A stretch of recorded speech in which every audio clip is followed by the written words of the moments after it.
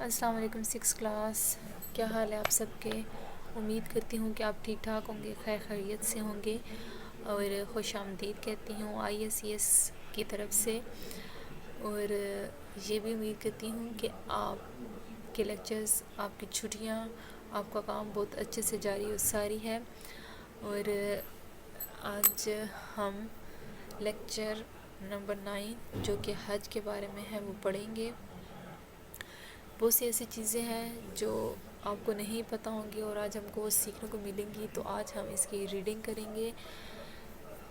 Lesson number 5 ہے حج اور اس کی اہمیت، اور ہم ریڈنگ کریں گے پیج نمبر 36 اینڈ 37۔ تو آپ اوپن کیجئے اپنی بک اور پیج نمبر 36 اوپن کیجئے۔ آپ دیکھ رہے ہوں گے کہ آپ کے سامنے حج اور اس کی اہمیت سبق آ رہا ہے، تو ہم سٹارٹ کرتے ہیں۔ بسم اللہ الرحمن الرحیم۔ حج اور اس کی اہمیت۔ حج کا مفہوم و تعارف۔ سب سے پہلے ہم حج کا مفہوم و تعارف پڑھیں گے۔ تو حج کا مفہوم کیا ہے جی؟ حج ارکان اسلام میں سے ایک اہم رکن ہے۔ حج اللہ تعالیٰ کی عبادت کا پہلا اور قدیم طریقہ ہے۔ قدیم طریقہ اٹس مین پرانا طریقہ۔ حج کے لفظی معنی ارادہ کے ہیں، زندگی میں ایک بار حج کرنا فرض ہے۔ حج سے مراد مکہ مکرمہ میں جا کر حضرت ابراہیم علیہ السلام کی بنائی ہوئی مسجد خانہ کعبہ کے گرد چکر لگانے اور مختلف مقدس مقامات میں حاضر ہو کر کچھ آداب اور مخصوص اعمال کرنے کا نام حج ہے۔ ٹھیک ہے جی، اب اس میں ہمیں پہلی چیز کیا پتہ چلی ہے کہ حج بنیادی ارکان میں سے ایک رکن ہے، اور حج کے لفظی معنی کیا ہے؟ ارادہ کرنا۔ ٹھیک ہے، قصد کرنا۔ قصد ہمارا عربی زبان کا لفظ ہے، اور اس کو ہم اردو میں کریں گے تو ہوگا ارادہ کرنا۔ اور کہتے ہیں کہ ہر مسلمان پر زندگی میں ایک بار حج کرنا فرض ہے، لیکن ہر مسلمان سے مراد کہ جو صاحب استطاعت ہو، جس انسان کے پاس کھانے کے لیے کچھ نہیں ہے، پینے کے لیے کچھ نہیں ہے، جسم ڈھانپنے کے لیے اگر کچھ نہیں ہے، یا کوئی بہت مشکل حالات میں اپنا گزارا کر رہا ہے، تو اس انسان پر یہ لازم ہے کہ اگر وہ زندگی میں کبھی ایسا وقت پائے کہ اس کے ہاتھ میں کوئی چیز ہے اور وہ حج کر سکتا ہے تو وہ کرے، اگر نہیں تو وہ اس کا یعنی کہ گناہ کا مستحق نہیں ہوگا۔ ٹھیک ہے جی، آگے آپ دیکھیں۔ اور ایک اور چیز کیا بتائی گئی کہ حضرت ابراہیم علیہ السلام نے اپنے بیٹے حضرت اسماعیل کے ساتھ مل کر جو مسجد بنائی تھی، اس مسجد کے گرد چکر لگانا یعنی خانہ کعبہ کے گرد چکر لگانا یا طواف کرنا بھی حج کہلاتا ہے۔ حج کی عبادتوں کا مجموعہ ہے۔ ان عبادات کو مناسک حج، ٹھیک ہے جی، کئی عبادتوں کا مجموعہ ہے، کیونکہ جو انسان حج کرنے کے لیے جاتا ہے وہ بہت سی چیزیں ہیں جو کہ وہاں پہ پا لیتا ہے، نوافل بھی ادا کرتا ہے، وہ غار حرا میں جاتا ہے، غار ثور کا وہ جو ہے نظارہ کرتا ہے، مکہ میں جاتا ہے، مدینہ میں جاتا ہے، اور بہت سے کئی ایسی جگہیں ہیں جہاں پر انسان جاتے ہیں تو وہ بہت سی عبادتیں وہاں پر ہو جاتی ہیں۔ اس وجہ سے عبادتوں کا مجموعہ یعنی زیادہ عبادتیں کہا گیا ہے۔ ٹھیک ہے جی، مناسک حج 8 ذوالحج سے شروع ہو کر 12 ذوالحج تک جاری رہتا ہے، اور حج کا فریضہ ادا ہوتا ہے، یعنی کہ یہ 8 ذی الحج سے شروع ہوتا ہے، یعنی کہ جب ہم کہتے ہیں کہ حج ہے، حج کل ہے، پرسوں ہے، یہ ہم کہتے ہیں، تو حج چاند کی 8 تاریخ سے شروع ہو کر 12 تاریخ تک ہوتا ہے، اور پھر جو ہے وہ اینڈ پہ سب مل کر جتنے بھی لوگ وہاں گئے ہوتے ہیں وہ ایک ساتھ ایک صف میں ایک صف میں تو خیر نہیں آتے کہ صفیں تو زیادہ بن جاتی ہیں کہ ان میں صفیں بنا کر جس طرح ہم نماز ادا کرتے ہیں، یا آپ لوگ مرد حضرات نماز جنازہ ادا کرتے ہیں، نماز جمعہ، نماز عید کے لیے صفیں بنائی جاتی ہیں، اسی طرح حج کے لیے بھی صفیں بنائی جاتی ہیں، یعنی ایک صف نہیں بنتی، بہت ساری صفیں بنتی ہیں، تو حج ادا ہوتا ہے۔ اچھا، حج ایسی عبادت ہے جو ہمیں حضرت ابراہیم اور ان کے بیٹے حضرت اسماعیل اور بیوی حضرت ہاجرہ کی اللہ تعالیٰ کے لیے قربانیوں کی یاد کو تازہ کرتی ہے۔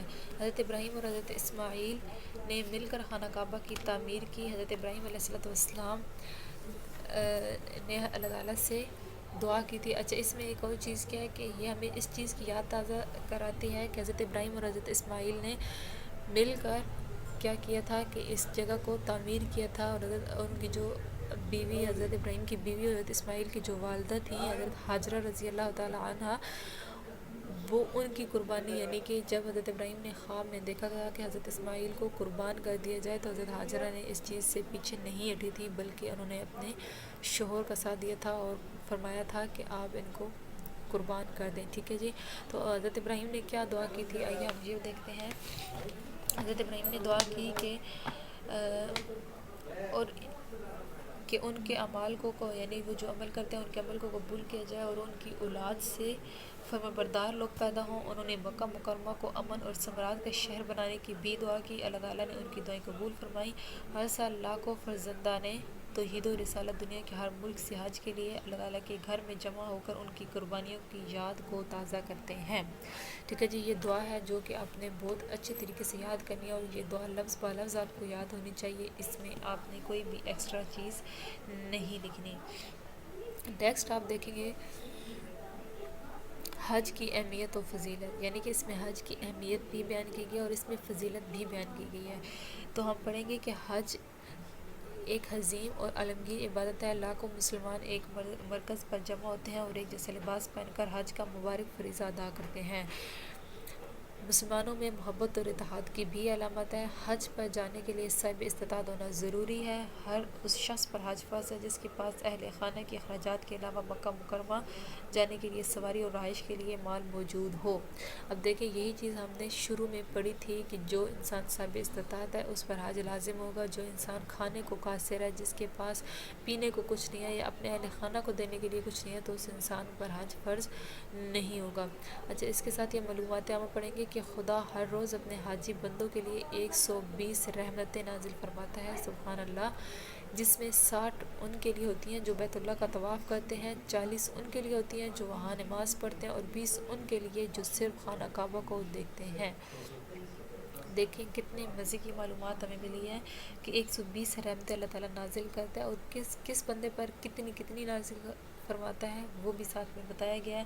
کہ 60 ان لوگوں کے لیے ہوتی ہیں جو طواف کرتے ہیں, پھر 40 ان کے لیے ہوتی ہیں جو وہاں پہ نماز ادا کرتے ہیں, اور 20 ان لوگوں کے لیے ہوتے ہیں جو صرف خانہ کعبہ کو دیکھتے ہیں. ٹھیک ہے جی. نیکسٹ پیج ہم ریڈنگ کریں گے. آپ دیکھیں گے کہ قرآن پاک میں اللہ تعالیٰ کا ارشاد ہے, بسم اللہ الرحمن الرحیم, وَلِلَّهِ عَلَى النَّاسِ حِجُّ الْبَيْتِ مَنِ اسْتَطَاعَ إِلَيْهِ سَبِيلًا. ترجمہ, اور لوگوں میں سے جو لوگ اس تک پہنچنے کی استطاعت رکھتے ہوں, لوگوں میں سے جو اس تک پہنچنے کی یعنی لوگوں میں سے جو حج تک پہنچنے یا حج کرنے کی استطاعت رکھتا ہو, ان کے لیے اس گھر کا حج فرض ہے. ٹھیک ہے جی. کہ جو لوگ اس چیز کی استطاعت رکھتے ہیں ان لوگوں پر حج کیا ہو جاتا ہے, فرض ہو جاتا ہے.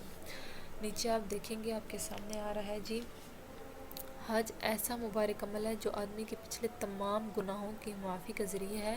حدیث پاک میں آتا ہے کہ جو شخص اللہ تعالیٰ کی رضا کے لیے حج کرے اور اس میں نہ تو بیہودہ باتیں کرے اور نہ ہی کسی سے لڑائی جھگڑا کرے, تو وہ اس طرح واپس لوٹ کر آتا ہے جیسے وہ اس دن تھا جب اس سے اس کی ماں نے جنم دیا تھا. صحیح مسلم کی حدیث ہے. اچھا, اس میں کیا فرمایا جا رہا ہے کہ اگر کوئی انسان حج کرنے کے لیے جاتا ہے اور وہ ہر گناہ سے پاک رہتا ہے, اس کی زبان سوائے اللہ کے ذکر کے علاوہ کچھ نہیں کرتی, تو وہ شخص ایسے واپس آتا ہے جیسے وہ پیدا ہوتا ہے, یعنی کہ بالکل صاف ستھرا, ہر گناہ سے پاک, دل ایسا جیسے دودھ کی طرح, جس طرح کہ دودھ ہوتا ہے, دودھ کی طرح اس کا دل شفاف ہو جاتا ہے. ٹھیک ہے جی. ایک جگہ نبی علیہ السلام نے ارشاد فرمایا کہ یکے بعد دیگرے حج و عمرہ کرتے رہا کرو, کیونکہ یہ دونوں چیزیں تنگ دستی اور گناہوں کو اس طرح دور کرتی ہیں جیسے لوہار کی بھٹی سونے چاندی کی میل کچیل کو دور کر دیتی ہے. ٹھیک ہے جی. کتنے مزے کی حدیث ہے. کہ نبی علیہ السلام نے کیا فرمایا کہ یکے بعد دیگرے یعنی کچھ وقت بعد اگر تم استطاعت رکھتے ہو حج اور عمرہ کرتے رہو, تاکہ تم سے ہر مشکل دور, ہر تنگی تم سے دور رہے اور تم اللہ تعالیٰ کے برگزیدہ بندے اور اللہ تعالیٰ کے قریب رہو. ٹھیک ہے جی. نیچے آپ دیکھیں کہ استطاعت کے باوجود حج ادا نہ کرنے والوں کے لیے سخت وعید کا اعلان ہے. نبی علیہ السلام کا ارشاد ہے کہ جو شخص استطاعت کے باوجود اس حال میں مر جاتا ہے کہ حج نہیں کرتا, تو اللہ تعالیٰ کو کوئی پرواہ نہیں کہ وہ یہودی ہوگا مرے یا نصرانی. یعنی کہ یہاں پر دیکھو یہ بھی حدیث مبارک ہے کہ اللہ تعالیٰ نے ارشاد سورہ نبی کریم صلی اللہ علیہ وسلم نے ارشاد فرمایا ہے کہ جو شخص استطاعت رکھتا ہے کہ وہ حج کرے لیکن وہ جان بوجھ کر حج نہیں کرتا، اس کے پاس پیسہ موجود ہے، اس کے پاس تمام وسائل موجود ہیں، وہ حج کر سکتا ہے لیکن وہ جان بوجھ کے حج نہیں کرتا، تو اس انسان کے لیے کیا ہے کہ نبی علیہ السلام نے فرمایا، اللہ تعالیٰ نے اس کے بارے میں ارشاد فرمایا کہ مجھے کوئی پرواہ نہیں ہے کہ وہ یہودی ہو کر مرے یا نصرانی، یعنی کہ وہ مسلمانوں کی لسٹ سے باہر ہو جائے، چاہے وہ یہودی ہے، چاہے وہ نصرانی ہے، چاہے وہ عیسائی ہے، جو بھی ہے، جو ہو کر وہ مرے، اس سے کوئی فرق نہیں پڑتا۔